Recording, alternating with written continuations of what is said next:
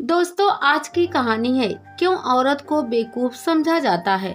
कहानी अगर पसंद आए तो वीडियो को लाइक एवं सब्सक्राइब जरूर करना। चलिए कहानी शुरू करते हैं। दिल्ली पहुंचने की घोषणा के साथ विमान परिचारिका ने बाहर का तापमान बताकर अपनी ड्यूटी खत्म की, लेकिन वीरा की ड्यूटी तो अब शुरू होने वाली थी।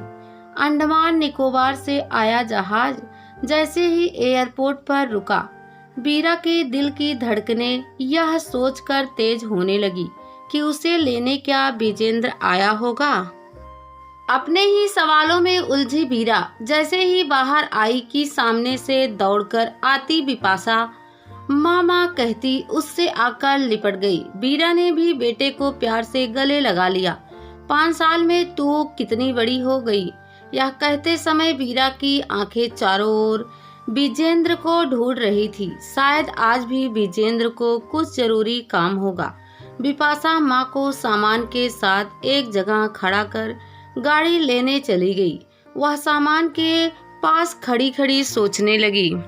5 साल पहले उसने अचानक अंडमान निकोबार जाने का फैसला किया तो महज इसलिए कि वह विजेंद्र के बेरुखी भरे प्यार से तिल तिल कर मर रही थी।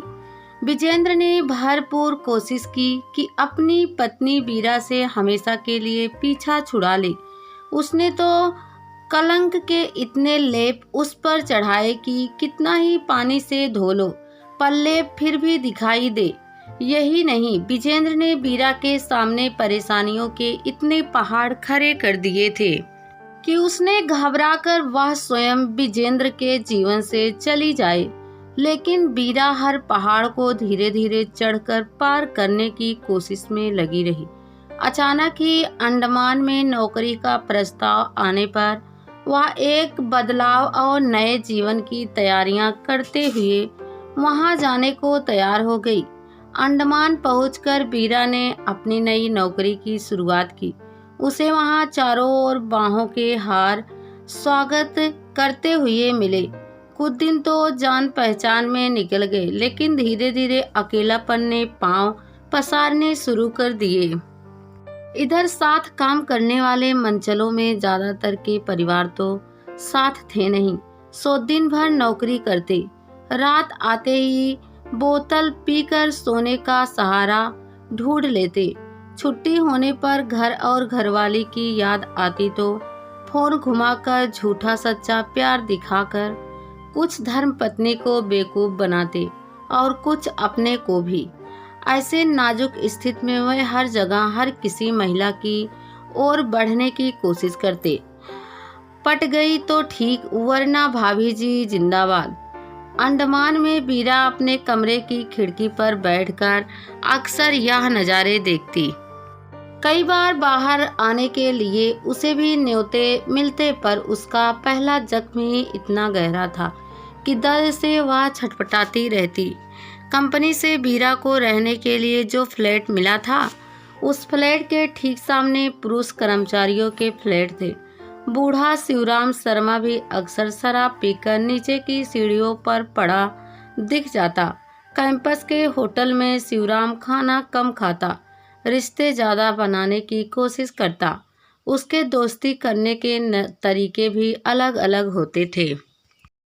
कभी धर्म के नाते तो कभी एक ही गांव या शहर का कहकर वह महिलाओं की तलाश में रहता था। शिवराम टेलीफोन डायरेक्टरी से अपनी जात के लोगों के नाम से घरों में भी फोन लगाता। हर रोज दफ्तर में उसके नए नए किस्से सुनने को मिलते। कभी कभी उसकी इस हरकतों पर वीरा को गुस्सा भी आता कि आखिर औरत को वह क्या समझता है। कभी कभी उसका साथी बासुदा मजाक में कह देता, बाबू शिवराम, घर जाने की तैयारी करो, वरना कहीं भाभी जी भी किसी और के साथ चल दी तो घर में ताला लग जाएगा। यह सुनते ही शिवराम उसे मारने को दौड़ता। 3 महीने पहले आए राधु के कारनामे देखकर तो लगता था कि वह सबका बाप है। आते ही उसने एक पुरानी सी गाड़ी खरीदी। उसे ठीक ठाक करके 3 से 4 महिलाओं को सुबह शाम दफ्तर लाने और वापस ले जाने लगा था। शाम को भी वह बेमतलब गाड़ी में बैठकर यहाँ वहाँ घूमता फिरता। एक दिन अचानक एक जगह पर लोगों की भीड़ देखकर यह तो लगा कि कोई घटना घटी है, लेकिन कुछ समझ में नहीं आ रहा था। भीड़ छटने पर पता चला कि राधु ने किसी लड़की को पटाकर अपनी कार में लिफ्ट दी है और फिर उसके साथ छेड़छाड़ शुरू कर दी। तो लड़की ने शोर मचा दिया। जब भीड़ जमा हो गई तो उसने राधु को ढेरों जूते मारे। बीरा अक्सर सोचती कि आखिर यह मर्दों की दुनिया क्या है, क्यों औरत को बेवकूफ समझा जाता है। दफ्तर में भी बीरा अक्सर सबके चेहरे पढ़ने की कोशिश करती, सिर्फ एक दो को छोड़कर बाकी के सभी एक पल का सुख पाने के लिए भटकते नजर आते। बीरा की रात अक्सर आकाश को देखते देखते कट जाती। जीने की तलाश में अंडमान आई बीरा को अब धरती का यह हिस्सा भी बेगाना सा लग रहा था। बहुत उदास होने पर वह अपनी बेटी विपाशा से बात कर लेती। फोन पर अक्सर विपाशा माँ को समझाती रहती, उसको सांत्वना देती।